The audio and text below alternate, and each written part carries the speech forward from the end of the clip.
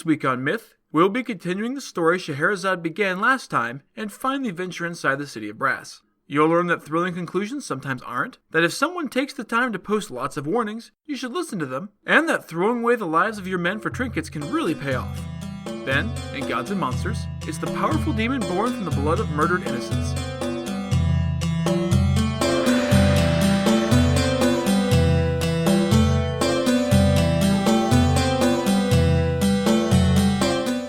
This is the Myths Your Teacher Hated podcast, where I tell the stories of cultures from around the world in all of their original, bloody, uncensored glory. Modern tellings of these stories have become dry and dusty, but I'll be trying to breathe new life into them. This is episode 22B, Black and White. As always, this episode is not safe for work. When we left the story, our party had departed for the mysterious City of Brass on a mission from the Caliph, who wants to see a genie come out of a bottle. After lying about how long he was going to be gone, Musa convinces an old desert guide named Sheikh to lead them. After some adventures, they reached the city, but found it locked up tighter than Ebenezer Scrooge's purse. 12 men committed suicide after trying to climb over the wall, and, deciding that 13 was his lucky number, Sheikh himself climbed the homemade ladder to the top of the city walls. You're all caught up, so let's get back to our friend Sheikh, who is in incredible peril. Sheikh began to laugh madly, but the prayers of his friends reached up to him, and he began to pray along with them. He stood there, swaying, for a full hour and staring at the splattered bodies of his dead friends before he called down, "I'm okay, guys. Allah kept me safe. Maybe I believed harder than the other guys did or something, and averted the tricks of that asshole Satan. I'm glad you're okay, dude. I was worried. What did you see?" "I saw 10 maidens that looked like Horus of heaven, beautiful, chaste women described in the Quran, calling to me and waving to me. Then it was dawn again, and time for another nappy nap. The maidens beckoned me, and it looked like they were seated on the bank of a great lake, so I thought I would save myself some trouble and dive into the water." This story definitely has some similarities to the Greek story of the Sirens, which we'll get to when we cover Odysseus. Of course, when I saw the bloated corpses of my 12 friends burst on the stones like rotten melons, it made me a little less anxious to jump. I distracted myself by reciting the Quran. They feared its holy words, and the maidens vanished. This was clearly an enchantment cast to protect the city. Then he climbed over the wall and down into the city. He walked around the city, next to the wall, until he came to 2 towers of brass, which sat beside 2 gates of gold.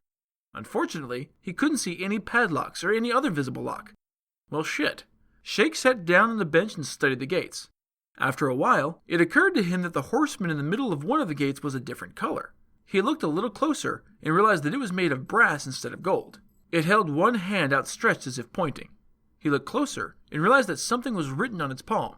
"If you want to enter, turn the pin in my belly button 12 times to open the gate." He checked the statue, and sure enough he found a solid gold pin set into the belly of the bronze statue. As instructed, he turned the pin 12 times. There was a click, and then the horseman spun shockingly fast, the light shining like lightning, and the door opened with a rumble like thunder.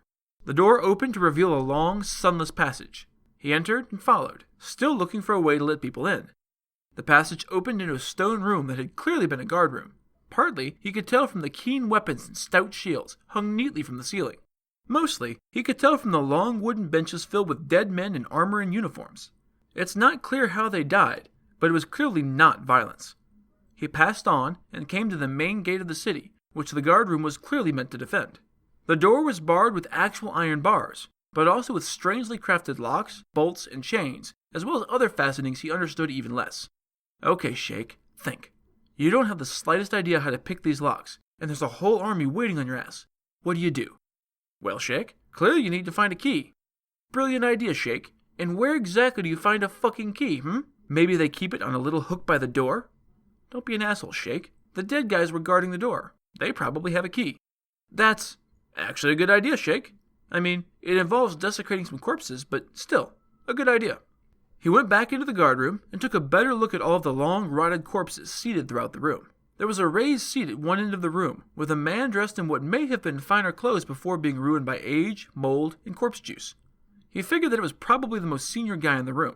He hoped so, or he was going to have to start ransacking all of the pockets of all of the bodies, which would get very gross very fast. He was lucky, and found a ring of keys in the first place he looked. He took the nasty-ass keys back to the gate and, sure enough, was able to unlock everything on the gate and swing it wide open for everyone to come in. Everyone moved to do exactly that, but Musa shouted at everyone to stay put. "If we all go in at once, there's nothing to stop some horrible thing from happening to all of us at once. It's probably better to leave half of us outside, just in case something goes to hell in a handbasket. Everyone agreed that this was a good idea, or maybe they just didn't want to disagree with the dude in charge, and half stayed out while the other half went in. They buried the splattered, shattered bodies of the 12 men who had thrown themselves from the walls and moved into the city to explore.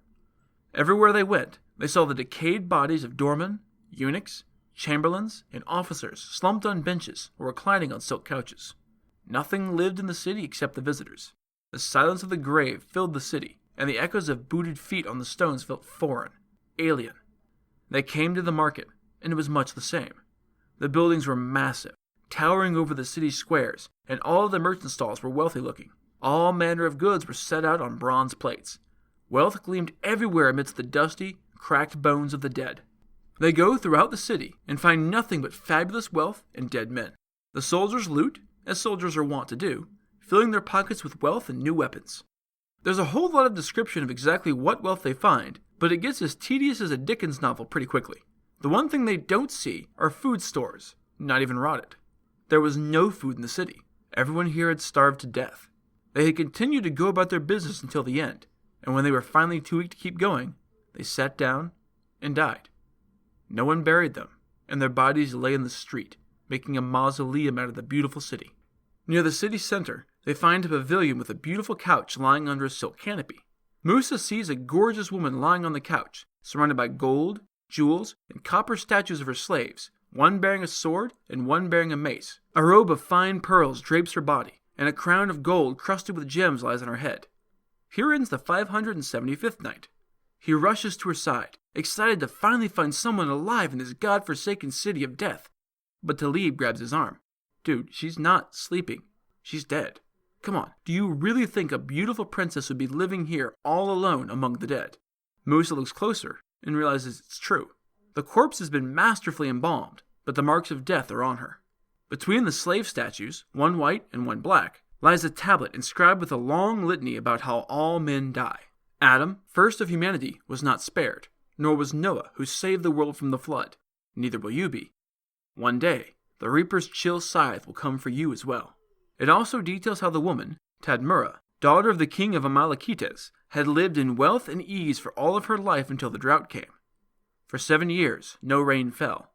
All the crops withered and died, then all the green things. The city became a barren wasteland. The city had devoured its stores, and then its seeds and animals needed to replant when the rains came again, if they ever did. It wasn't until everything was gone, and the drought had killed everything as far as the eye could see, that they realized they were fucked. The merchants had gone out to try and trade their fabulous wealth for food, but there was none to be had. The surrounding towns were either suffering the same, or had long since picked up and left the waste. Realizing that they didn't have enough saved up to travel an unknown distance across the new desert to find a new home, they sealed up the city and tried to ignore their impending doom until death came for them. Musa comments that this is a fine example of why fear of God is the best treasure of all, and that everyone should take warning that they not fall so in love with material wealth that they blind themselves to the doom slouching across the desert for their souls. And now we're on night 577. Musa orders the soldiers to bring in the camels and pack up as much of the wealth in the city as can be carried safely. The soldiers left to do as they were bid, and Musa started to do the same, but he noticed Talib staring at the preserved body of the beautiful princess. Talib, come on. It's time to go. It seems a shame, Musa, to leave this fair damsel here with all of these fine treasures. Surely there is nothing in the city as fine as what is here in this room. The caliph deserves the coolest shit, right? Musa face-palmed. Hard. Dude, did you not read the same tablet that I did? She specifically warned against taking this stuff. Don't. Just don't. Musa, don't be a pussy. The bitch is dead. What's she gonna do? Finders keepers, asshole. Talib stepped up to the corpse to grab a big ol' handful of bling. It went down like the opening scene of a horror movie. There was a soft click, and then Talib jerked. He looked down to see almost a foot of bloody steel rising from the center of his chest. He had just long enough to wonder how he was going to get the steel out of his body when there was a glint of steel from the other side of his head, a searing pain in his skull, and then darkness. Musa stood there gaping, his face splashed in blood, brain, and bits of bone from the mangled corpse that had been his friend a few seconds before. The entire thing had only taken a few seconds. You might have expected him to scream, or cry, or at least give a dramatic "No!" he did none of these things. Instead, he looked at the mound of gore and whispered, "May Allah have no mercy on your soul. I told you there was enough treasure elsewhere. Greed ruins men. Ice cold." He turned on his heels and left the room with the cooling body of Talib abandoned where it fell, to rot next to the embalmed body of the princess for all eternity. He ordered his men to get the other troops from outside the gates, and then collect everything they could fit on the camels to take back with them. He mentioned nothing about his dead friend. Seriously, he's a stone-cold motherfucker. They left the city, and Musa ordered the city's gates closed behind them. They journeyed on for a month before coming into sight of a towering mountain overlooking the sea, and absolutely riddled with caves. As they approached the foot of the mountain, black-skinned men and women rushed from the fields up to the relative safety of the caves above. Here and there, children could be seen peeking out of the caves, and the babble of a strange tongue none of them recognized could be heard. Musa rode up next to Sheikh. "Who are these people, and why don't they speak proper Arabic?" "Seriously? You don't remember? They're the people we went on this whole goddamn trip to find. Talib told us all about them, including that they spoke a strange language. You remember Talib, right? Your friend? The guy whose body you abandoned in the city of brass without telling anyone until we noticed he was missing? Let it go, Sheikh. Let's go find the king." They dismounted and set up camp. Before they were done pitching the tents, the king had descended from the mountain peak and approached their camp with an honor guard. "Greetings, strangers. Be you man or jinn?" "We're men, of course. But you, O king, must be a jinn to judge by the fact that you live out here in this mountain, so far from civilization." I can't decide if Musa is being ignorant or an asshole, but given that Talib told them the whole story, I'm going with he's just a bastard. The king gave him the side eye, but decided to be civil. He was not a bastard. "No, we are also children of Adam, descended from Noah's son Ham, and this is the Sea of Al-Karkar." Musa's inner bastard kept right on raging. "What religion are you? Do you worship my God, or are you going to hell?" "We're Muslim, just like you." Likely story. How did you learn about the only true religion, since no prophet ever came to this country?" "Well, we used to worship each other, because this story is a wee bit racist, and assumes that because we're black, we'll worship literally anything. But then a man appeared to us, rising out of the sea, and lit with a heavenly glow. He announced, 'There is no God but Allah, and Muhammad is his prophet. I am Abu al-Abbas al-Khazir.' He goes on for a bit talking about how awesome religion is, but I'm going to skip this bit. He wound down and asked Musa, 'So who are you and what brings you all the way out here?' 'We are here in service of Al-Islam, the commander of the faithful, Abd al-Malik bin Marwan. He heard that King Solomon had a habit of shoving gin into bottles and throwing them into the sea. He wants to see one, so we're here to try and find one. Or more. You think you can help us?' 'Sure, no problem. You can stay in the guest house. Guest cave. Whatever. This way.' He took them to a fantastically appointed guest house in the mountain, and he hosted and feasted them for 3 days. While that was happening, the local king sent divers looking for bottles. Over the course of the 3 days, the divers recovered 12 bottles.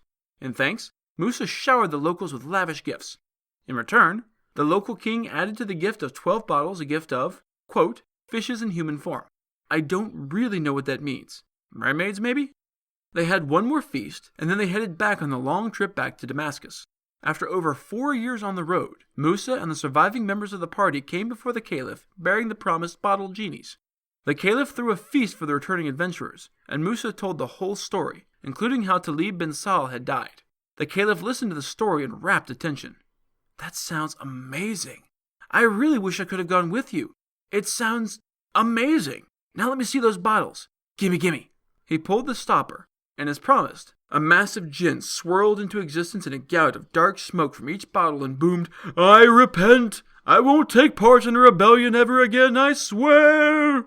The caliph had a tank made for the Sisters of the Deep, which sounds more and more like mermaids, filled it with water, and put them on display, but they died soon of the great heat of the city, since the tank was still pretty small.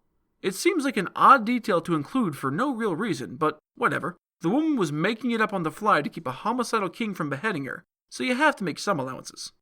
The caliph had the treasure taken from the city of brass divided amongst the faithful, and this is where Scheherazade paused for the 578th night, which seems like an absolute rubbish place to stop, since the story is basically over. But it worked, so she picked up again the next night. Musa asked for permission to appoint his son governor in his place, which still doesn't explain why he told his son a lie that definitely meant he thought his dear old dad was rotting in the desert somewhere. Maybe he just really wanted to see his son's reaction when he came back from the dead. It was granted, so he retired to the holy city of Jerusalem to worship. He stayed there for the rest of his days and died a happy, rich man. Scheherazade had another story locked and loaded, but that's a story for another day. Still, I don't want to die, so it's time for Gods and Monsters. This is a segment where I get into a little more detail about the personalities and history of one of the gods or monsters from this week's pantheon that was not discussed in the main story. This week's monster is the Ifrit. The Ifrit are a class of infernal spirits from the race of the Jinn, and they are sometimes considered to be death spirits drawn to the life's blood of murder victims. Not in the way the ghoul from the last episode would be, though. The Ifrit is out for revenge for the slain. To destroy such a demon, you had to drive an unused nail through the pool of blood that gave birth to it. Like most Jinn, Ifrit have free will and can be believers or non-believers, male or female, good or evil, but they're usually evil. Very, very evil. Otherwise, the exact attributes of the powerful spirits are vague and unstable, often conflated with the Marid, a more different wicked, rebellious demon. The term Ifrit doesn't really occur in pre-Islamic poetry, and only shows up once in the Quran, where it is used to describe rebellious jinn. In folklore, they are usually described as enormous winged creatures made of or wreathed in flame and smoke. Picture the Balrog from The Lord of the Rings, and you won't be far off. They typically live in underground caverns, desolate ruins, or empty deserts. They live in a tribal society, similar to ancient Arabic cultures, such as the Bedouins, complete with clans, kings, and tribal warfare. They tend to marry within their own clans, or between clans for political reasons, but sometimes intermarry and interfuck with humans to create half-demon hybrids. Ifrits were one of the first things created by Allah from the primal fire, and they're kind of arrogant about it. They are shapeshifters, capable of taking the form of winged demons, the devil, dogs, pure smoke, towering pillars of flame, or innocent humans. Some Ifrit, those who choose not to believe, to be wicked instead, use this power to destroy humans, to wreak general havoc, or to steal sacred items from holy ground, and are sometimes confused with the ghouls from last episode. Ifrit often chose to appear as humans with skins burned inky black from the primordial fires, which is why many travelers initially thought that Africans were Ifrit when they first traveled there, and why the city of Brass was in northern Africa. The Ifrit were feared for more than their shapeshifting abilities, however. They were also stronger, faster, better with magic, and were immune to mortal weapons and steel. Only magic, wielded by holy men, wizards, and warlocks, could harm the Ifrit or bend them to the human will. Although in some stories, certain prayers recited by someone with true faith could destroy an evil jinn. You had to be very careful when subjugating any jinn, since they tended to be very literal with commands, hence the story of genies twisting the wishes to fuck the poor asshole making them. One of the coolest depictions of the Ifrit lately comes from the television adaptation of Neil Gaiman's American Gods. An immigrant salesman meets a taxi driver and sees the flames rising behind his sunglasses. Since he is from the Middle East, he recognizes the man as an Ifrit of the Jinn. The Ifrit insists that it doesn't grant wishes because if he did, he certainly wouldn't be stuck driving a fucking taxi. By the end of their encounter, though, the two men are totally having gay sex, and the Ifrit finds a way to grant the poor salesman's wish for a new life, with the limited power left to him. So if you do find a genie in a bottle one day, be careful how you phrase your wish if you don't want him to fuck you over, or maybe you can just offer to suck his cock instead. That's it for this episode of Myths Your Teacher Hated. Keep up with new episodes on our Facebook page, on iTunes, on Stitcher, or on TuneIn. Or you can follow us on Twitter as @HardcoreMyth, and on Instagram as MythsYourTeacherHatedPod. You can also find news and episodes on our website at MythsYourTeacherHated.com. If you like what you've heard, I'd appreciate a review on iTunes. These reviews really help to increase the show's standing and let more people know that it exists. If you have any questions, any gods or monsters you'd want to learn about, or any ideas for future stories that you'd like to hear, feel free to drop me a line. I'm trying to pull as much material from as many different cultures as possible, but there are all sorts of stories I've never heard, so suggestions are appreciated. The theme music is by Tiny Cheese Puff, whom you can find on Fiverr.com. Next time, we'll be going back to visit the friendly trickster god Loki for a story that's vaguely holiday-themed. You'll learn that mistletoe can be dangerous, that you should never play with swords, and that Loki can be kind of a dick. Then, in Gods and Monsters, it's the gigantic, demonic, child-murdering friend of Santa Claus. That's all for now. Thanks for listening.